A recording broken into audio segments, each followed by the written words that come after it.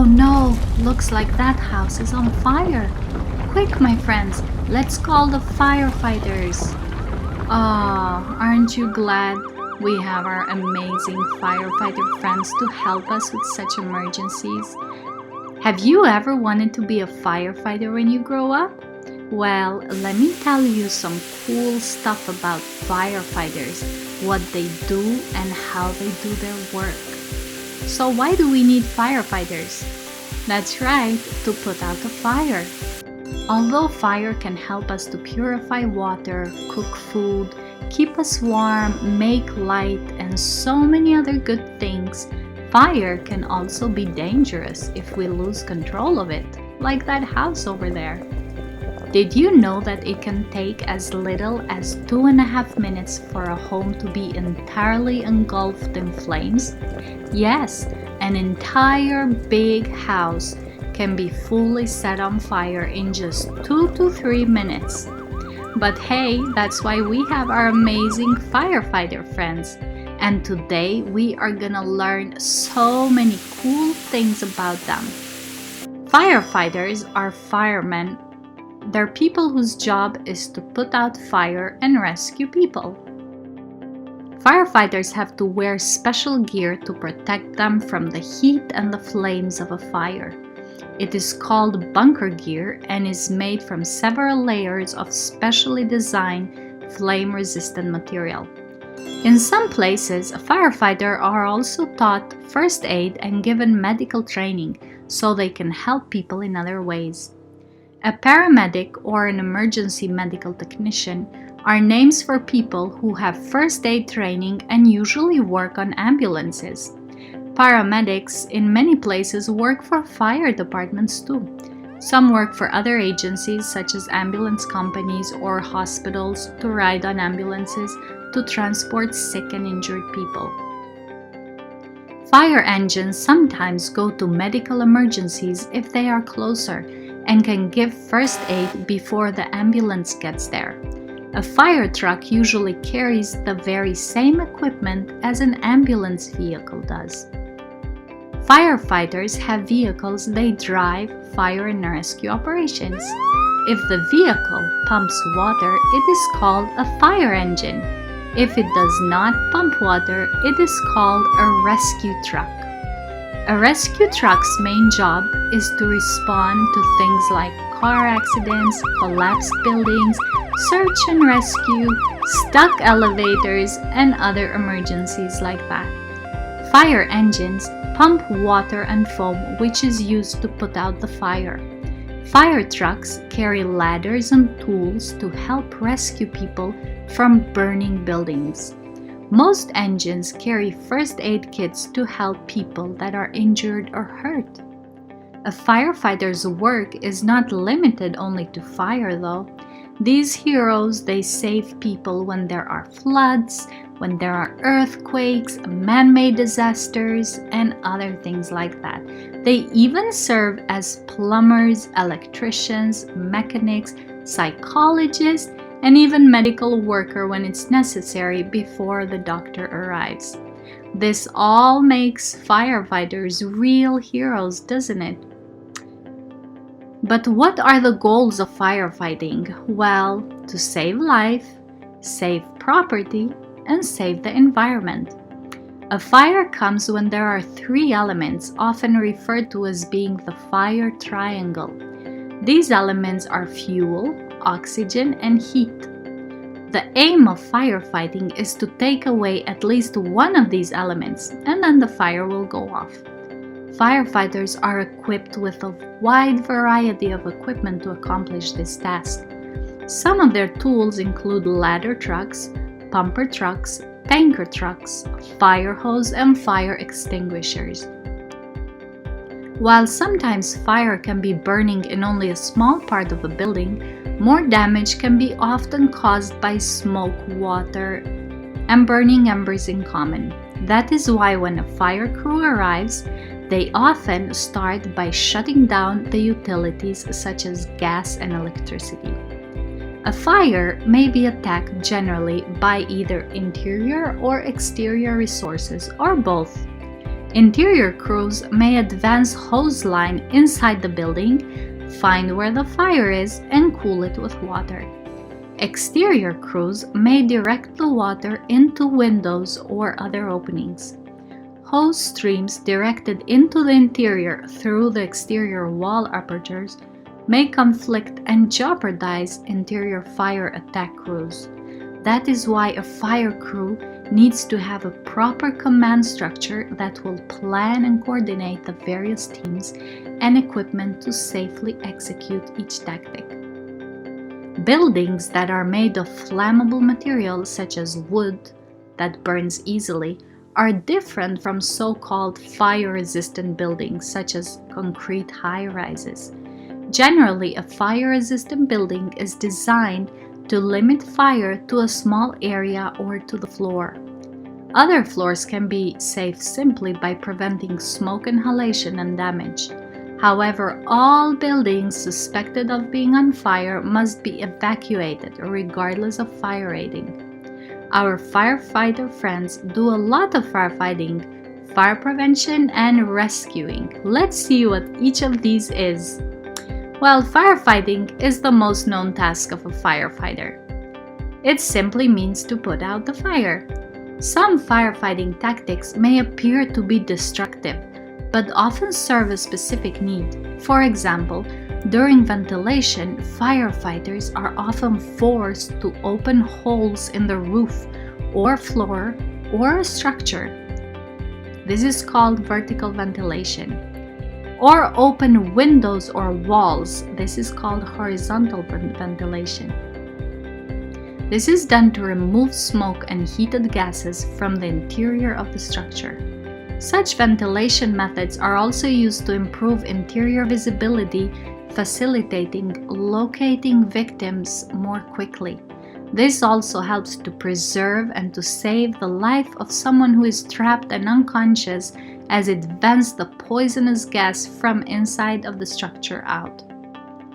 Fire prevention, on the other hand, is the work that firefighters do in order to prevent a fire before it happens. Fire departments frequently provide advice to the public on how to prevent a fire. Many will directly inspect buildings such as schools, kindergartens, restaurants, and other places to ensure that they are equipped with fire exits, fire extinguishers, and other necessary fire equipment. Is your school equipped with fire exits? Do you know where to go if a fire comes? Do you know where fire extinguisher is? You should talk to your teachers about that if you don't know. Many fire officials recommend that every building, including homes where people live, have fire sprinkler systems. Correctly working sprinklers in a house will greatly reduce the risk of death from a fire. With a small rooms typical of a residence, 1 or 2 sprinkles can cover most of the rooms. Firefighters are also conducting presentation, distributing safety brochures, providing news articles to teach people what to do in case of a fire. Ensuring that each house has working smoke alarms, is educated in the proper techniques of fire safety, has an evacuation route, is top priority in public education for most fire prevention teams in almost all fire department localities. Did you know that firefighters also do a lot of rescuing? Yeah, this is fun. The emergencies firefighters respond to are rarely limited to fires. The emergencies firefighters respond to are rarely limited to fires. Firefighters rescue people and animals from dangerous situations such as transport accidents, structural collapses, floods, spillages of dangerous substances, and many others. The fire department gets many emergencies concerning animals who are in trouble. If a cow gets stuck in a ditch, for example, or a dog falls into a well, or a cat can't get out of a tree or a narrow drain pipe, firefighters will come and do their best to save them. A lot of alarms turn out to be false thanks to callers dialing wrong numbers or children fooling around on the phone. But even if false alarms are constantly coming from the same number, firefighters are obligated to get to the spot every time because there really could be a fire one of those times. Fun fact time! Did you know that diamonds are formed when a carbon compound is put under extreme pressure and extreme heat? And when we say extreme heat, we mean around 2,200 degrees Fahrenheit.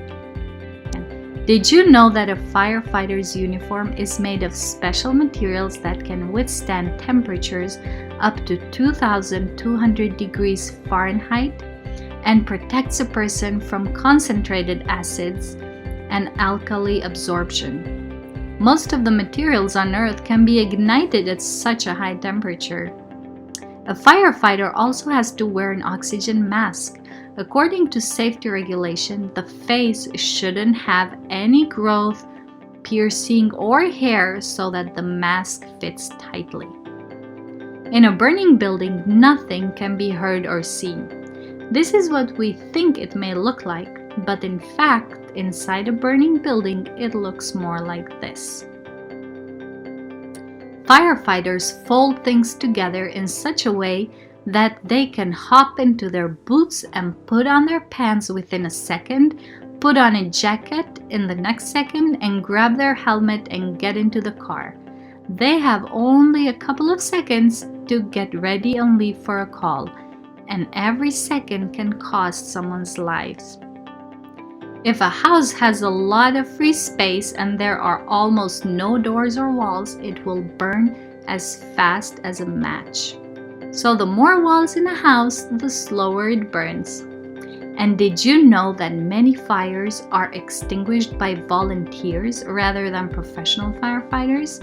Yes, in many countries, volunteers work in the fire department because the government doesn't have the money to maintain such a service. For example, in Chile, tens of thousands of firefighters are volunteers who pay monthly fees and receive special training. They are called bomberos. In other countries, in order to become a firefighter, you must have a diploma in higher education and undergo special training.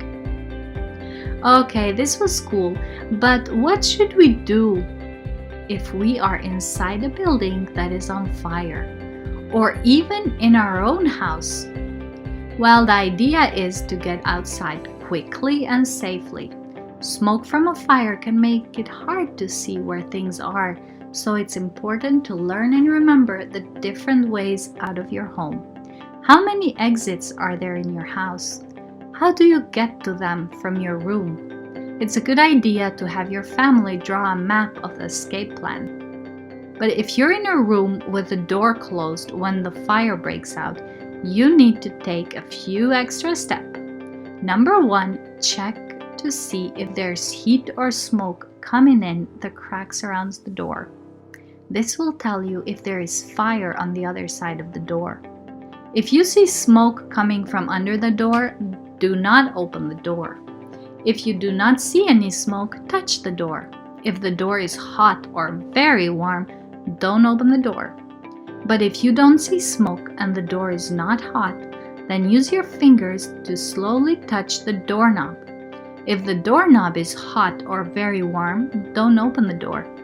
But if the doorknob feels cool and you can't see any smoke around the door, open the door very carefully and slowly. When you open the door, if you feel a burst of heat or smoke pours into the room, quickly shut the door again and make sure it's really closed. But if there's no smoke or heat when you open the door, go toward your escape route exit. Number 2, stay low. If you can see smoke in the house, stay low to the ground so you make your way to the exit. In a fire, smoke and poisonous air hurt more people than the actual flames do.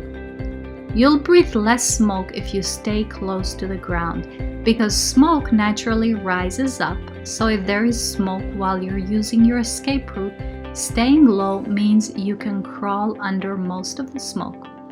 You can drop to the floor and crawl on your hands and knees below the smoke. Now, how to get out of the house?